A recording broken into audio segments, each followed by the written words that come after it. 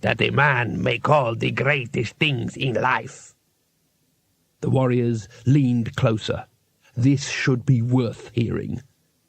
The guest thought long and hard, and then said with deliberation, "Hot water, good dentistry, and soft lavatory paper."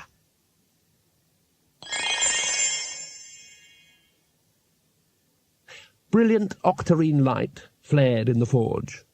Golda Weatherwax, stripped to the waist, his face hidden by a mask of smoked glass, squinted into the glow and brought a hammer down with surgical precision. The magic squealed and writhed in the tongs, but still he worked it, drawing it into a line of agonized fire. A floorboard creaked.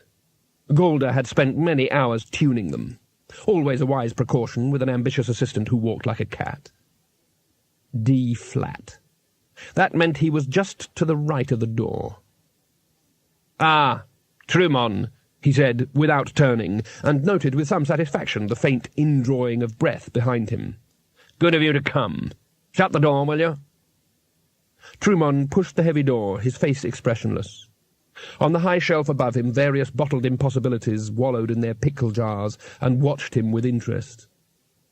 Like all wizards' workshops, the place looked as though a taxidermist had dropped his stock in a foundry and then had a fight with a maddened glass-blower, braining a passing crocodile in the process.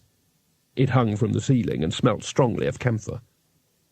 There were lamps and rings that Trumon itched to rub, and mirrors that looked as though they could repay a second glance. A pair of 7-league boots stirred restlessly in a cage. A whole library of grimoires, not of course as powerful as the octavo, but still heavy with spells, creaked and rattled their chains as they sensed the wizard's covetous glance on them. The naked power of it all stirred him as nothing else could. But he deplored the scruffiness and Golda's sense of theatre. For example, he happened to know that the green liquid bubbling mysteriously through a maze of contorted pipework on one of the benches was just green dye with soap in it, because he'd bribed one of the servants. One day, he thought, it's all going to go, starting with that bloody alligator. His knuckles whitened. "Well now," said Golda cheerfully, hanging up his apron and sitting back in his chair with the lion-paw arms and duck legs. "You sent me this meme thing." Trumon shrugged. "Memo. I merely pointed out, Lord, that the other orders have all sent agents to Scund Forest to recapture the spell, while you do nothing," he said. "No doubt you will reveal your reasons in good time." "Your faith shames me," said Golda. "The wizard who captures the spell will bring great honour on himself and his order," said Trumon. "The others have used boots and all manner of elsewhere spells. What do you propose using, Master?"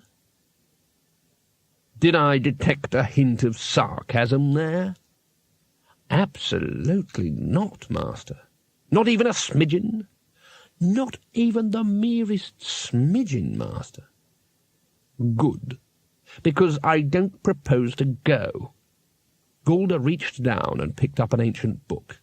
He mumbled a command and it creaked open. A bookmark, suspiciously like a tongue, flicked back into the binding. He fumbled down beside his cushion and produced a little leather bag of tobacco and a pipe the size of an incinerator.